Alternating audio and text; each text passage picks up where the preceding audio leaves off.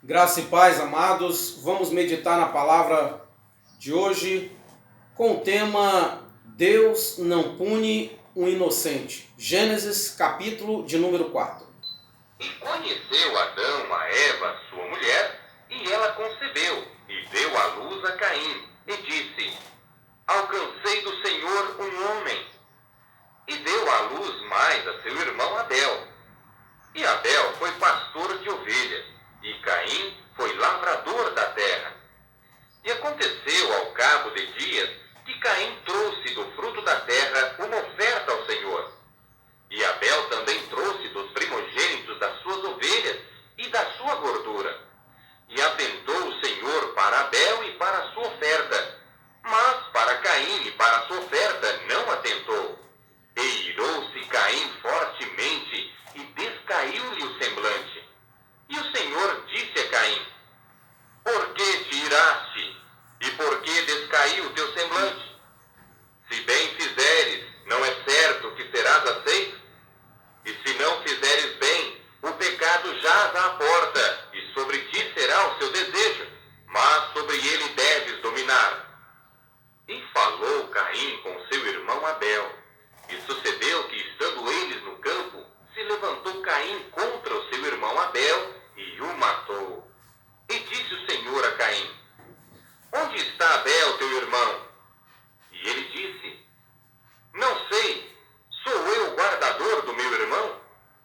E disse Deus: Que fizeste? A voz do sangue do teu irmão clama a mim desde a terra. E agora maldito és tu desde a terra, que abriu a sua boca para receber da tua mão o sangue do teu irmão. Queridos, essa mensagem ela é muito importante, porque aqui nós estamos vendo Deus dando um aviso a Caim. E a Bíblia diz então que Caim, ele irado porque o Senhor havia rejeitado a sua oferta. Eu não sei explicar o motivo porque o Senhor rejeitou a oferta de Caim. Eu já ouvi várias explicações, alguns teólogos que desenvolveram uma ideologia sobre o assunto, mas de fato eu não saberia dizer aos irmãos o porquê de Deus ter rejeitado a oferta de Caim. Mas aqui Deus está avisando a Caim: o pecado está à tua porta, cabe a você dominá-lo. E a Bíblia diz que Caim, então, ele convida o seu irmão Abel para ir ao campo e lá ele o mata. E depois que ele o matou, o Senhor o procura perguntando: cadê o seu irmão? E ele, de forma grosseira e muito ignorante, ele fala: por acaso eu sou o tutor do meu irmão? E então Deus, ele profere uma sentença condenatória contra Caim. Mas nós vimos primeiro que o Senhor o avisou. Primeiro o Senhor deu a Caim a oportunidade de vencer o pecado, a oportunidade de vencer o ódio, a oportunidade de vencer a inveja, a oportunidade de não se tornar um assassino. Porém, Caim não obedeceu o conselho do Senhor. Eu gostaria de convidar você a refletir sobre esta mensagem: Deus não pune um inocente. Eu poderia começar esta mensagem falando sobre Adão, porque vocês sabem o que aconteceu quando a Bíblia diz que o Senhor ordenou a Adão que não comesse do fruto do bem e do mal, porém ele comeu e, através do pecado de Adão, a morte veio a reinar no mundo. E aqui Caim, seguindo o exemplo, o mau exemplo do seu pai, também não obedeceu o conselho de Deus. A Bíblia diz que Jesus Cristo, ele voltará. E quando ele voltar, certamente ele não será mais o advogado que ele é hoje. Ele será juiz. E o Senhor está nos avisando que o juízo final virá sobre a terra. O juízo final virá sobre os ímpios. E nós temos a grande responsabilidade de anunciarmos esta verdade.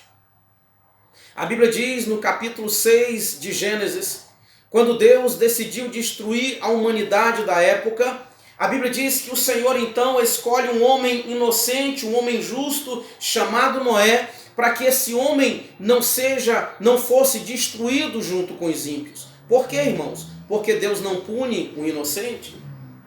Deus jamais condenará um justo. E a Bíblia diz então que o Senhor escolhe Noé.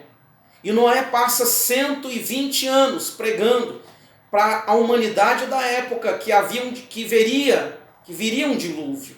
Mas eles não acreditaram. Até que o Senhor fechou a porta da arca, a chuva caiu sobre a terra. A Bíblia diz que o Senhor abriu as comportas do mar. Não foi apenas chuva, mas a Bíblia diz que Deus abriu as comportas do mar e a humanidade daquela época foi toda destruída, exceto Noé, sua esposa, seus filhos e suas noras. Queridos, quando a Bíblia diz no livro de Gênesis, no capítulo de número 19, a Bíblia diz que os anjos foram tirar Ló de Sodoma e Gomorra. E eu acho interessante que quando o Senhor estava conversando com Abraão, ali ainda no capítulo 18, a Bíblia diz que Abraão disse: o Senhor vai destruir os bons com os maus? Não faças isso. O Senhor é o juiz do mundo inteiro e agirá com justiça. E a Bíblia diz então que Abraão ele começa um diálogo com o Senhor. E nesse diálogo ele pergunta: se houver 50, o Senhor vai destruir a cidade? O Senhor disse: não, por amor aos 50 eu não destruirei a cidade. Mas se tiver 45, o Senhor disse: se tiver 45 eu não destruirei a cidade. E foi diminuindo até chegar em 10. Mesmo assim o Senhor disse: eu não destruirei a cidade por amor aos 10. Mas havia apenas um homem justo chamado Ló. E o Senhor não destruiu Ló. O Senhor não matou Ló junto com os moradores de Sodoma e Gomorra. Por quê? Porque o Senhor não pune o inocente. O Senhor não tem o avisado por inocente, queridos. E por isso aquela cidade foi destruída. Mas com certeza o Senhor deu a oportunidade para aquela cidade se arrepender. Lembram da mulher de Ló? O Senhor disse para Ló que fossem embora e que não olhassem para trás. Mas a mulher de Ló, preocupada com o que havia ficado para trás, preocupada com a sua casa, preocupada com seus bens, a Bíblia diz que ela olha para trás e aquela mulher ela é transformada numa estátua de sal. Mas ela foi avisada. Ela não era inocente, porque ela foi avisada pelos anjos para que não olhasse para trás. E a Bíblia diz que aquele que coloca a mão no arado e olha para trás não está apto ao reino de Deus. Nós não podemos retroceder, queridos. Nós não podemos deixar Jesus. Nós não podemos abandonar a nossa fé. Nós não podemos abandonar a palavra de Deus. A Bíblia diz que o Senhor nos deu um mandamento. Ide por todo mundo, pregar o evangelho a toda criatura. Quem crê e for batizado será salvo, quem porém não crê será condenado. Nós temos a responsabilidade de anunciar esta verdade. A Bíblia diz, no livro de Abacuque, nos capítulos 1, 2 e 3, nós vamos ver Abacuque fazendo uma oração, e no primeiro capítulo você vai ver Abacuque fazendo um desabafo e dizendo: Senhor, até quando o Senhor vai ver isso e o Senhor não vai fazer nada? E o que Abacuque estava se referindo? A grande maldade que havia naquela época. Abacuque estava se referindo à grande violência que havia naquela época, às injustiças, os ricos pisando nos pobres para enriquecer cada vez mais, as pessoas que não queriam mais saber de Deus, as pessoas que não se importavam mais com Deus, as pessoas que não respeitavam, não temiam mais o Senhor. Agora no capítulo 2, nós vamos ver Abacuque fazendo uma oração. Ali Abacuque tendo uma visão, melhor dizendo, e a visão era uma visão de terror, a visão era uma visão que dava medo. Abacuque via Jerusalém sendo banhada de sangue, Abacuque via mães chorando porque seus filhos eram levados cativos para a Babilônia, Abacuque vendo homens que não temiam mais a Deus, homens que não clamavam mais pelo Senhor, agora estavam de joelhos clamando a misericórdia de Deus. Agora você vai ver no capítulo 3 de Abacuque, ele fazendo uma oração. A oração, uma das orações mais lembradas, mais citadas na Bíblia. Abacuque vai dizer: aviva, ó Senhor, a tua obra no meio dos anos, e no meio dos anos a notifica, e na tua ira lembra-te da misericórdia. Eu quero dizer para você que a oração do profeta Abacuque, ela está diante de Deus. E a oração do profeta Abacuque é: aviva, Senhor, a tua obra no Brasil, aviva a tua obra no meio da igreja, aviva a tua obra entre as pessoas que estão assistindo este canal, aviva a tua obra entre os pregadores, os evangelistas, aviva a tua obra no meio da igreja. Queridos, nós precisamos pregar um evangelho que não estava sendo pregado antes da pandemia. Eu sei, queridos, que a prostituição leva para o inferno, a mentira leva para o inferno, e muitos outros pecados levam para o inferno, porque a Bíblia diz que a porta espaçosa e o caminho largo levam para o inferno, mas o caminho estreito e a porta apertada conduzem à salvação. Queridos, o apóstolo Paulo disse: vós sois membros do corpo de Cristo. Mas antes do apóstolo Paulo dizer que nós somos membros do corpo de Cristo, ele procurou encontrar palavras que definissem a igreja. E uma das palavras que ele encontrou: vós sois edifícios. Mas ele pensou: edifício não. Porque um edifício pode cair, um edifício pode se fender, um edifício pode se abalar através de um terremoto e ir ao chão. Então o apóstolo Paulo disse: vós sois membros do corpo de Cristo. A palavra membros vem da palavra melos. A palavra melos no grego vem da palavra melodia. Sabe o que o apóstolo Paulo estava dizendo para mim e para você? Nós somos parte de uma melodia de Deus aqui na terra.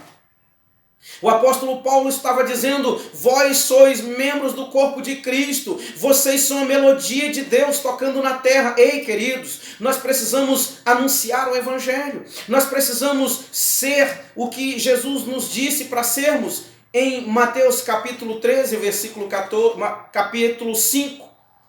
em Mateus capítulo 5, versículo 14, vós sois a luz do mundo.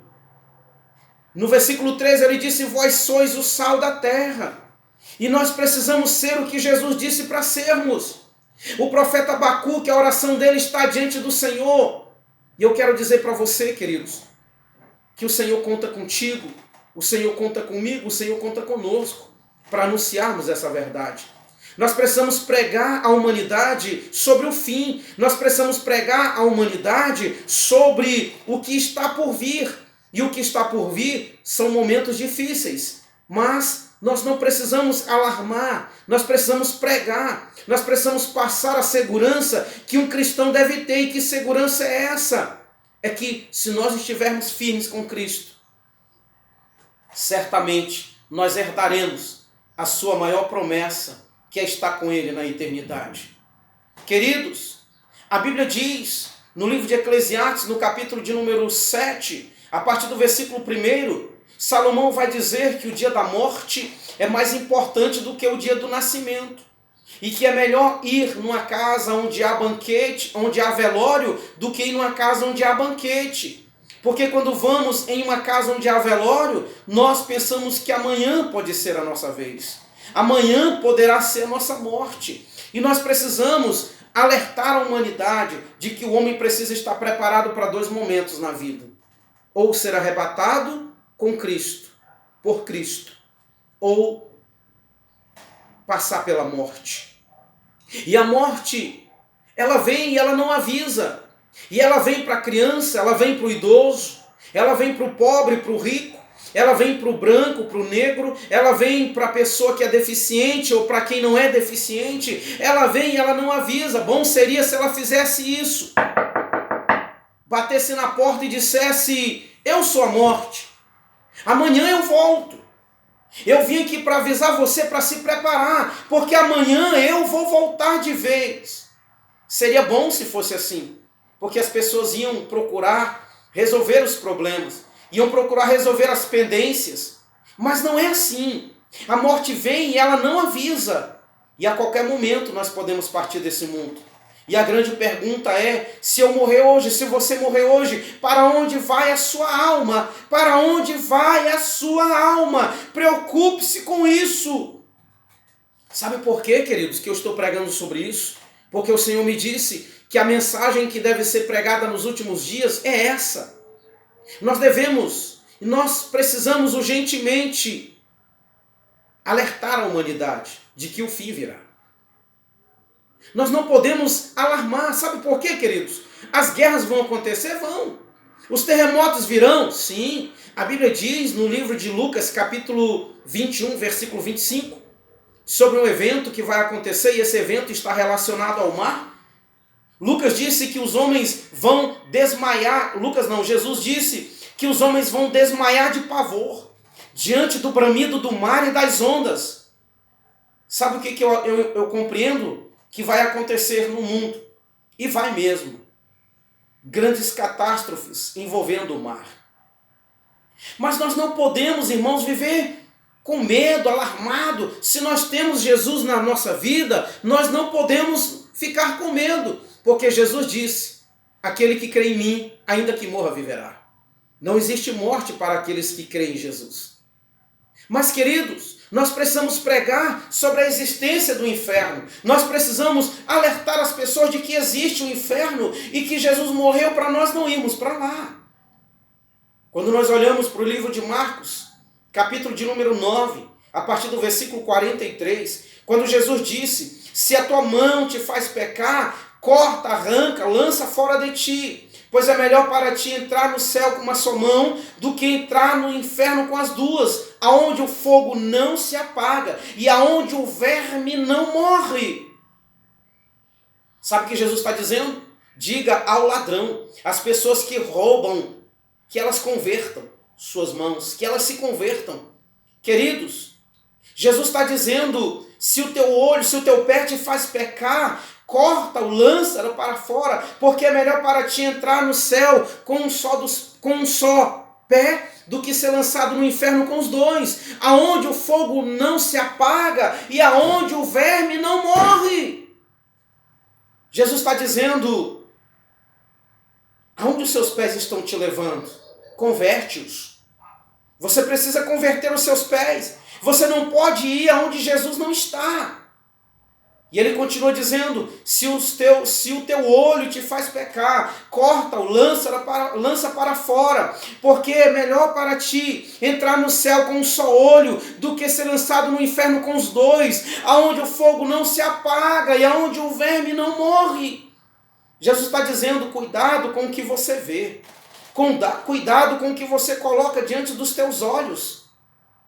Jesus disse, se os teus olhos forem bons, todo o teu corpo será iluminado, porque os olhos são a janela da alma. Queridos, Jesus nos alertou, dizendo em Mateus capítulo 10, versículo de número 28, não temam o homem que pode matar apenas o corpo, mas temam a Deus, que pode matar o corpo e lançar a alma no inferno. Sabe o que Jesus está dizendo? Alerte a humanidade. Assim como Noé fez, alertando a humanidade da época que viria um dilúvio e que o juízo de Deus viria sobre a humanidade da época. Mas as pessoas não acreditaram, mas Noé pregou. Noé não se calou. Queridos, nós precisamos alertar as pessoas sobre um grande acontecimento que está por vir. O reinado do anticristo. Sabe, irmãos, em Apocalipse capítulo 14, versículos 10 e 11, a Bíblia diz que não terão descanso nem de dia e nem de noite. Os que adorarem a besta, os que receberem o sinal da besta. Mas sabe o que nós estamos vendo? Pastores renomados, que têm milhares de seguidores em seus canais. Há uns 4 dias atrás eu assisti a pregação de um deles, que tinha mais de 10 mil visualizações. E ele havia postado uma mensagem em apenas 3 dias. Sabe o que esse pastor diz? Ele diz que a marca da besta é algo ideológico, que o sinal na testa significa dizer que as pessoas vão aceitar a marca da besta, que as pessoas vão simplesmente aceitar o governo do anticristo sem nenhuma dificuldade. E que a marca na mão significa dizer que as pessoas vão dar a mão para o governo do anticristo, queridos. Não precisa ser teólogo para nós entendermos que esta marca é física.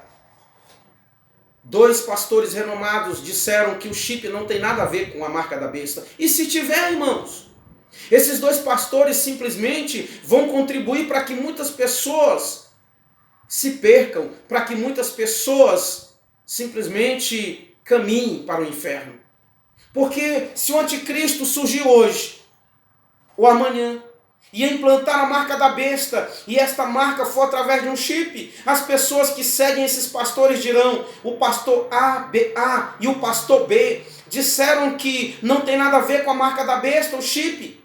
E um deles até disse: você pode colocar o chip no cabelo onde você quiser. Queridos, será que esses pastores terão humildade de ir ao YouTube, gravar uma nova mensagem e dizer: irmãos, eu acredito que o chip não tem nada a ver, mas pode ser que tenha, então esteja pronto, esteja atento, esteja preparado. O próprio Jesus disse em Apocalipse capítulo 13, quem tem inteligência calcule, ou seja, fiquem atentos, porque haverá um tempo que não poderá comprar e nem vender quem tiver a marca da besta aqui na mão ou na testa. Está escrito, irmãos. É a palavra de Deus e ela vai se cumprir. Queridos, nós precisamos pregar o verdadeiro evangelho. Nós precisamos alertar as pessoas acerca da existência do inferno. Nós precisamos alertar as pessoas de que Jesus virá, ele arrebatará a sua igreja. E quem ficar, irmãos, infelizmente, não haverá mais salvação. Infelizmente, já fizeram até novela mostrando que uma turma vai ser arrebatada e outra turma vai ficar. Irmãos, não acreditem nisso. Eu sei que existem pessoas que acreditam que a igreja será arrebatada antes da tribulação. Outros, assim como eu, acreditam que a igreja vai ser arrebatada durante a tribulação. Irmãos, se nós formos arrebatados antes da tribulação, glória a Deus, aleluia! Mas que custa nós nos prepararmos para sermos arrebatados durante a tribulação? Quando nós olhamos em 2 Tessalonicenses capítulo 2, nós vamos ver que Jesus só vai voltar quando o filho da abominação, quando o anticristo se manifestar. Está escrito, irmãos. A Bíblia diz também, no livro de Apocalipse, no capítulo de número 13, versículo de número 7, que a besta vai ser permitida fazer guerra e vencer os santos. Ou seja, muitos de nós podemos morrer por amor a Cristo. Sabe o que eu penso, irmãos? Pessoas que têm 1 milhão na conta, pessoas que têm mansões, pessoas que têm várias e várias casas. Já pensou se recebessem uma visita de alguém, de um membro do governo do anticristo e dissessem: olha, seu João, nós estamos aqui para dizer que a sua casa não é mais sua. Seus carros, seus bens não lhe pertencem mais. O salário que você recebe foi confiscado. Mas, para aí, calma. Nós vamos dar uma oportunidade. Você pode continuar com tudo isso se você negar a Jesus. Será que nós estamos prontos para ouvir isso, irmãos? Porque nós temos ouvido mensagens que dizem que nós temos que ser ricos. Mensagens que dizem que nós temos que ter o melhor dessa terra. Mensagens que contrariam o que Jesus disse para Pilatos em João capítulo 18, do versículo 33 ao versículo 36. Jesus disse, quando perguntado a Pilatos: tu és rei? Jesus disse: o meu reino não é daqui. Nossa pátria não é aqui, irmãos. Mas a palavra que tem sido ministrada hoje, muitas mensagens que têm sido ministradas hoje, elas vão de encontro, elas contrariam o que Jesus disse. O que Jesus fez lá no deserto quando foi tentado pelo diabo. Quando foi oferecido a Jesus os reinos desse mundo, as glórias desse mundo, e Jesus rejeitou. Jesus não aceitou. Queridos, a nossa pátria não é aqui. E nós precisamos a cada dia estarmos preparados para irmos morar com Cristo. Tem um hino muito lindo que eu ouvi no passado, que diz assim: quem partiu, partiu, quem ficou, ficou, quem ficou só lágrima, para quem partiu é festa. Queridos, que possamos estar preparados para estarmos na festa, nas bodas do Cordeiro. E o mundo não está preocupado com isso. Se hoje, irmãos, nós morrermos, temos nós certeza da nossa salvação? Compartilhe essa mensagem. Compartilhe as mensagens que são postas nesse canal. Porque nós temos um grande objetivo de levar 100 milhões de almas aos pés do Senhor Jesus. Pessoas que estão desviadas, pessoas que não servem mais o Senhor, pessoas que estão afastadas. Me ajude a conseguir levar essa mensagem, ou essas mensagens, aos corações dessas pessoas. Que nós possamos nos preparar, queridos. Que nós possamos avisar ao mundo. Jesus disse lá no livro de Mateus, capítulo de número 10, se não me engano, versículo 37. Jesus disse que a vinda do Filho do Homem será como nos dias de Noé. Lucas vai dizer que será como nos dias de Ló. Nós estamos vivendo dias como esses, onde pessoas não se preocupam com a salvação. As pessoas querem mais e mais adquirir riquezas, adquirir bens materiais. Queridos, não é tempo para isso. Claro, se você quer continuar estudando, estude. Se você quer trabalhar e crescer no seu trabalho, cresça. Mas não deixe de crer em Jesus. Não deixe de acreditar nesta verdade anunciada por Ele. Não deixe de valorizar o sacrifício que Ele fez na cruz do Calvário. O apóstolo Pedro disse, em 1 Pedro capítulo 2, versículo 9, vós sois nação santa, sacerdócio real, povo de propriedade exclusiva de Deus. O Senhor nos chamou das trevas a fim de proclamarmos as virtudes daquele que nos chamou das trevas para a sua maravilhosa luz. Vamos anunciar ao mundo que Jesus Cristo está voltando. E quando Ele voltar, Ele não será mais advogado, como está escrito em 1 João, capítulo 2, versículos 1 e 2. Filhinhos, escreva essas coisas para que não pequeis, mas se todavia alguém pecar, lembre-se que temos um advogado, Jesus Cristo, o justo, à direita de Deus. Quando Ele vier, Ele não será mais advogado, Ele será juiz. Ele vai bater o martelo, a sentença será dada, e quem serviu a Ele, quem acreditou na sua mensagem, quem se entregou a Ele será salvo. Mas quem o rejeitou, será rejeitado por Ele, conforme está escrito em Mateus, capítulo de número 10, versículo de número 33. Mas aquele que o aceitou, aquele que o serviu, ouvirá ele também o confessando diante do Pai, conforme está escrito em Mateus capítulo 10, versículo de número 32. Queridos, é tempo de nós nos prepararmos. É tempo de nós avisarmos a humanidade que o fim virá. Amém? Ore comigo. Eu quero orar por você e orar com você. Feche seus olhos e ore comigo. Querido e eterno Deus, Pai querido, em nome do Senhor Jesus, Pai, eu te peço, Senhor, que cada pessoa que ouviu esta mensagem, meu Pai, possa, meu Deus, estar, Senhor, sendo avivado pelo Senhor. Que possa, meu Deus, estar, Senhor, anunciando a tua mensagem, meu Pai. Senhor, eu quero te pedir pelas pessoas, Pai, que estão afastadas dos teus caminhos e que porventura estejam ouvindo esta mensagem, que o teu Espírito Santo possa convencê-los a voltar para o Senhor. Pai querido, em o nome do Senhor Jesus, nós te pedimos, Senhor, que o Senhor possa convencer vidas, almas, através dessas mensagens e que o teu nome seja glorificado. Você que está afastado, coloque a mão no seu coração e repita comigo: Senhor Jesus, eu reconheço que sou pecador e que necessito da sua misericórdia e do seu perdão. Senhor Jesus, eu me arrependo dos meus pecados e te aceito como meu Senhor e como meu Salvador. Escreve, por favor, o meu nome no livro da vida e me ensina, Jesus, me ajuda, Jesus, a andar nos teus caminhos todos os dias da minha vida, até que o Senhor volte para me buscar ou até que eu morra. Que Deus em Cristo nos abençoe, que o Senhor Jesus seja glorificado e exaltado para todo sempre. Amém e amém. Que Deus nos abençoe.